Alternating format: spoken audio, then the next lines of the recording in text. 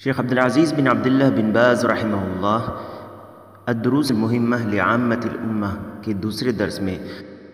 لا الہ الا اللہ اور اس کی شرطوں کو بیان کرنے کے بعد کہتے ہیں ثم يبين للطالب بقية أركان الإسلام الخمسة وهي الصلاة والزكاة وصوم رمضان وحج بيت الله الحرام لمن استطاع إليه سبيلا، یعنی اس کے بعد طالب علم کو باقی ارکان اسلام کے بارے میں بتایا جائے جو نماز، زکوٰۃ، رمضان کے روزے اور بیت اللہ کا حج کرنا ہے ان کے لیے جو اس کی استطاعت رکھتے ہوں۔ ارکان اسلام میں شہادتین کے بعد سب سے اہم رکن صلاح ہے، یعنی نماز قائم کرنا۔ نماز یا صلاح اسلام کا دوسرا رکن ہے اور شہادتین کے بعد سب سے اہم فریضہ اسلام ہے، جیسے کہ حدیث جبریل میں ہے جس کا ذکر پہلے گزرا۔ نماز قائم کرنے سے مراد یہ ہے کہ تم روزانہ پانچوں وقت کی نماز ان کے مقررہ وقتوں پر ادا کرو، جیسے کہ حدیث میں ہے وَتُقِيمَ الصَّلَاةَ کہ تم نماز قائم کرو، اور اللہ تعالیٰ کا فرمان ہے وَأَقِمِ الصَّلَاةَ لِذِكْرِي اور میری یاد کے لیے نماز قائم کرو، اور اللہ تعالیٰ کا فرمان ہے أَقِمِ الصَّلَاةَ لِدُلُوكِ الشَّمْسِ إِلَى غَسَقِ اللَّيْلِ وَقُرْآنَ الْفَجْرِ إِنَّ قُرْآنَ الْفَجْرِ كَانَ مَشْهُودًا،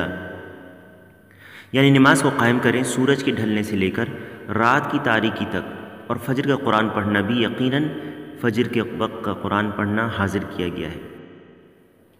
اس آیت میں سورج کے ڈھلنے کے بعد ظہر اور عصر کی نماز اور رات کی تاریکی تک سے مراد مغرب اور عشاء کی نمازیں ہیں، اور قرآن الفجر سے مراد فجر کی نماز ہے۔ اس طرح اس آیت میں پانچوں نمازوں کا اجمالی ذکر آ جاتا ہے۔ نیز اس آیت میں فجر کی نماز کی اہمیت پتہ چلتی ہے، کیونکہ اس وقت جیسے کہ حدیث میں ہے فرشتوں کی حاضری کا وقت ہوتا ہے اور دن اور رات کے فرشتے جمع ہو جاتے ہیں۔ چنانچہ ابو ہریرہ رضی اللہ عنہ سے روایت ہے کہ نبی صلی اللہ علیہ وسلم نے فرمایا فضل صلاة الجمیع علی صلاة الواحد 25 درجہ وتجتمع ملائکۃ اللیل وملائکۃ النہار فی صلاة الصبح، یعنی تنہا نماز پڑھنے کے مقابلے میں جماعت سے نماز پڑھنا 25 گنا زیادہ برتر ہے، اور صبح کی نماز میں رات کے اور دن کے فرشتے اکٹھے ہو جاتے ہیں۔ اس حدیث کو بیان کرنے کے بعد ابو ہریرہ رضی اللہ عنہ کہتے ہیں اقرؤوا ان شئتم وقرآن الفجر ان قرآن الفجر کان مشہودا، کہتے ہیں کہ اگر تمہارا جی چاہے تو یہ آیت پڑھو وقرآن الفجر ان قرآن الفجر کان مشہودا، یعنی فجر میں قرأت قرآن یعنی زیادہ کیا کرو، کیونکہ یہ نماز فرشتوں کی حاضری کا وقت ہے۔ 5 فرض نمازوں کے بارے میں نبی صلی اللہ علیہ وسلم کا فرمان ہے اس شخص کو جو دین اسلام کے بارے میں پوچھنے آیا تھا 5 صلوات فی الیوم واللیلہ، یعنی 5 نمازیں ہیں دن اور رات میں۔ ان نمازوں کو ان کے مقررہ وقتوں پر ادا کرنا فرض ہے، جیسے کہ اللہ تعالیٰ کا فرمان ہے ان الصلاة كانت علی المؤمنین کتابا موقوتا، یقیناً نماز مومنوں پر مقررہ وقتوں پر فرض ہے، لہٰذا 5 نمازوں کو اپنے مقررہ اوقات ہیں، اور ان اوقات سے بغیر کسی عذر کے انہیں تاخیر کرنا یا چھوڑ دینا یہاں تک کہ دوسری نماز کا وقت آ جائے گناہ ہے، اور اس کے برعکس نماز کو ان کے مقررہ اوقات پر پڑھنا ضروری ہے، بلکہ یہ اللہ تعالیٰ کے نزدیک پسندیدہ ترین اعمال میں سے ہیں، جیسا کہ نبی صلی اللہ علیہ وسلم سے پوچھا گیا ای الاعمال احب الی اللہ، کون سے اعمال اللہ کو زیادہ پسندیدہ ہیں؟ تو آپ صلی اللہ علیہ وسلم نے فرمایا الصلاۃ علی وقتہا، نماز کو اس کے وقت پر ادا کرنا۔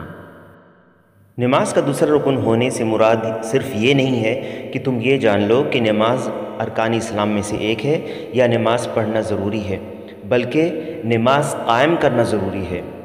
اور نماز قائم کرنے میں اس کو ادا کرنا صحیح طریقے سے اس کے وقت پر اس کی واجبات اور ارکان اور شروط کا خیال رکھتے ہوئے، یہ سب چیزیں نماز کے قائم کرنے میں شامل ہیں۔ نیز مردوں کے لیے فرض نمازوں کو مسجد میں باجماعت ادا کرنا واجب ہے، اور بغیر کسی عذر شرعی کے اکیلے گھروں میں نماز پڑھنا جائز نہیں ہے جبکہ مسجد پاس میں ہو اور اذان کی آواز وہ سنتے ہوں۔ اللہ تعالیٰ کا فرمان ہے وَأَقِيمُوا الصَّلَاةَ وَآتُوا الزَّكَاةَ وَارْكَعُوا مَعَ الرَّاكِعِينَ، اور نمازوں کو قائم کرو اور زکوٰۃ دو اور رکوع کرنے والوں کے ساتھ رکوع کرو۔ ایک مرتبہ نبی صلی اللہ علیہ وسلم نے فرمایا والذی نفسی بیدہ لقد ہممت ان آمر بحطب فیحطب ثم آمر بالصلاة فیؤذن لها ثم آمر رجلا فیؤم الناس ثم اخالف الى رجال فاحرق عليهم بيوتهم والذی نفسی بیدہ لو يعلم احدهم انه يجد عرقا سمینا او مرماتین حسنتین لشہد العشاء، یعنی اس ذات کی قسم جس کے ہاتھ میں میری جان ہے، میں نے ارادہ کر لیا تھا کہ لکڑیوں کو جمع کرنے کا حکم دوں، پھر نماز کے لیے کہوں، اس کے لیے اذان دی جائے، پھر کسی شخص سے کہوں کہ وہ امامت کرے اور میں ان لوگوں کی طرف جاؤں جو نماز باجماعت میں حاضر نہیں ہوتے، پھر انہیں ان کے گھروں سمیت جلا دوں۔ اس ذات کی قسم جس کے ہاتھ میں میری جان ہے، اگر یہ جماعت میں نہ شریک ہونے والے لوگ اتنی بات جان لیں کہ انہیں مسجد میں ایک اچھے قسم کے گوشت والی ہڈی مل جائے گی یا 2 عمدہ کھر ہی مل جائے تو یہ عشاء کی جماعت کے لیے مسجد میں ضرور حاضر ہو جائیں۔ اسے امام بخاری نے روایت کیا ہے۔ تو نماز قائم کرنا اصل مقصد ہے، اور اس کا معنی میں یہ بھی شامل ہے کہ تم اسے اسی طریقے سے ادا کرو جس طرح نبی صلی اللہ علیہ وسلم اسے ادا کیا کرتے تھے، جیسا کہ آپ صلی اللہ علیہ وسلم کا فرمان ہے صلو کما رأیتمونی اصلی، نماز ایسے پڑھو جیسے مجھے تم نے پڑھتے ہوئے دیکھا ہے۔ تو صحابہ میں سے جنہوں نے نبی صلی اللہ علیہ وسلم کو نماز پڑھتے دیکھا تو انہوں نے اسی طرح نماز پڑھی اور اپنے بعد میں آنے والوں کو اس کی تعلیم دی۔ جنہوں نے نبی صلی اللہ علیہ وسلم کو براہ راست نہیں دیکھا، وہ ان صحابہ سے نقل کی گئی صحیح احادیث جن میں نماز کی صفت کا بیان ہے، ان کی بنا پر وہ بھی اسی طریقے کو اپنائیں جو نبی صلی اللہ علیہ وسلم کی نماز پڑھنے کا طریقہ تھا، اور اپنی طرف سے اس میں کچھ بھی کمی یا زیادتی نہ کریں تاکہ اس حدیث کے مطابق عمل ہو جائے صلو کما رأیتمونی اصلی، نماز ایسے پڑھو جیسے تم مجھے پڑھتے ہوئے دیکھتے ہو۔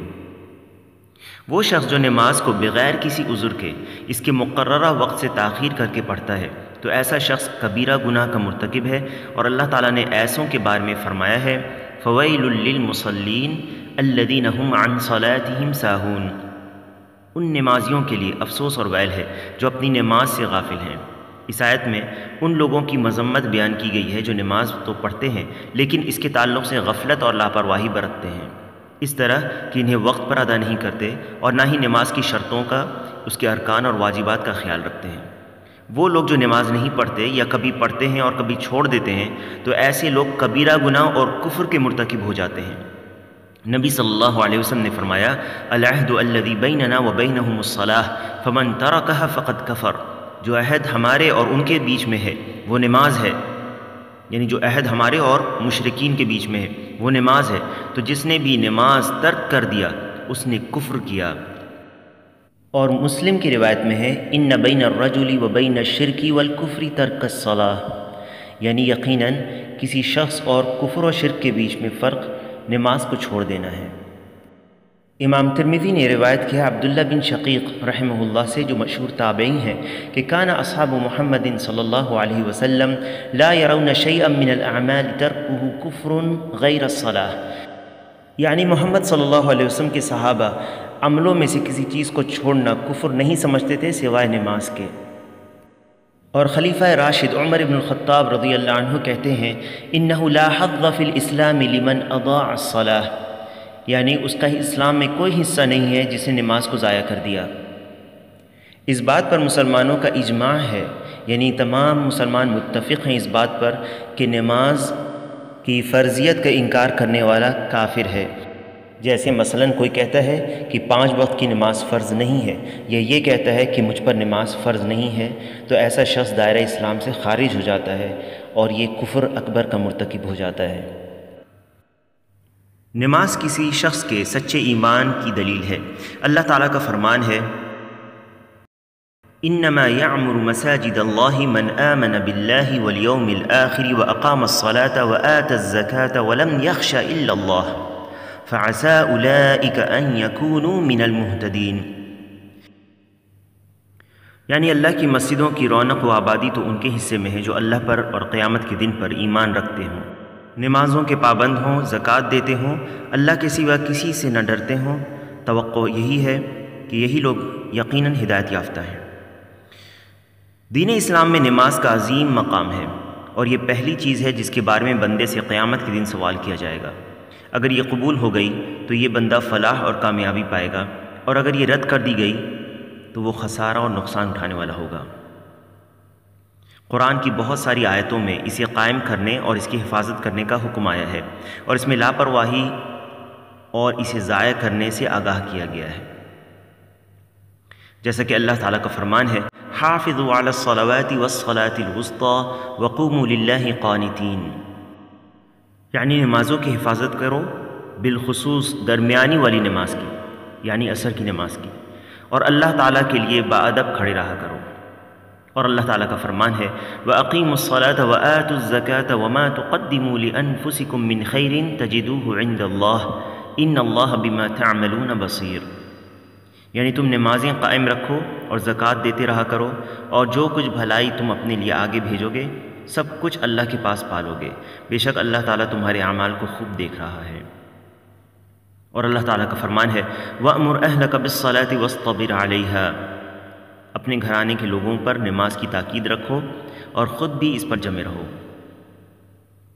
نماز کے تعلق سے لاپرواہی کرنے والوں کے معاملے میں اللہ تعالیٰ نے فرمایا فَخَلَفَ مِن بَعْدِهِمْ خَلْفٌ أَضَاعُوا الصَّلَاةَ وَاتَّبَعُوا الشَّهَوَاتِ فَسَوْفَ يَلْقَوْنَ غَيًّا، پھر ان کے بعد ایسے ناخلف پیدا ہوئے کہ انہوں نے نماز ضائع کر دی اور نفسانی خواہشوں کے پیچھے پڑ گئے، سو ان کا نقصان ان کے آگے آئے گا۔ اور اللہ تعالیٰ کا فرمان ہے جہنمیوں کے بارے میں کہ ان سے پوچھا جائے گا مَا سَلَكَكُمْ فِي سَقَرَ قَالُوا لَمْ نَكُ مِنَ الْمُصَلِّينَ، یعنی تمہیں دوزخ میں جہنم میں کس چیز نے ڈالا؟ وہ جواب دیں گے کہ ہم نمازی نہ تھے۔ لہٰذا ہر مسلمان کو چاہیے کہ اس اہم فرض کا خیال کرے جو اس کے اور اس کے رب کے درمیان صلہ ہے، اس کا اہتمام کرے اور ان چیزوں کا خیال رکھے جو اسے اللہ کی بارگاہ میں مقبول بنائے اور اسے ضائع ہونے سے بچائے۔ انہی چیزوں میں نماز کے ارکان، واجبات اور شروط وغیرہ کا خیال رکھنا ہے جسے اللہ نے مشروع قرار دیا ہے، نیز خشوع اور خضوع کے ساتھ نماز کو ادا کرے، جیسا کہ صحیح مسلم میں عثمان بن عفان رضی اللہ عنہ سے روایت ہے کہ انہوں نے رسول اللہ صلی اللہ علیہ وسلم کو یہ فرماتے سنا مَا مِنِ امْرِئٍ مُسْلِمٍ تَحْضُرُهُ صَلَاةٌ مَكْتُوبَةٌ فَيُحْسِنُ وُضُوءَهَا وَخُشُوعَهَا وَرُكُوعَهَا إِلَّا كَانَتْ كَفَّارَةً لِمَا قَبْلَهَا مِنَ الذُّنُوبِ مَا لَمْ يُؤْتِ كَبِيرَةً وَذَلِكَ الدَّهْرَ كُلَّهُ، جب بھی کوئی مسلمان فرض نماز کا وقت پائے پھر اچھی طرح وضو کرے اور دل لگا کر نماز پڑھے اور اچھی طرح رکوع اور سجدہ کرے تو یہ نماز اس کے پچھلے گناہوں کا کفارہ ہو جائے گی جب تک کبیرہ گناہ نہ کرے، اور ہمیشہ ایسا ہی ہوا کرے گا۔ لہٰذا نماز کی شرطیں، ارکان و واجبات، سنتیں اور نماز کو توڑنے والی چیزوں کو سیکھنا ہر مسلمان پر واجب ہے تاکہ وہ نماز کو صحیح طور پر سنت کے مطابق ادا کر سکے، جس کی تفصیل انشاءاللہ آگے کے دروس میں بیان ہوگی۔ واللہ اعلم وصلی اللہ علی نبینا محمد وعلی آلہ وصحبہ اجمعین۔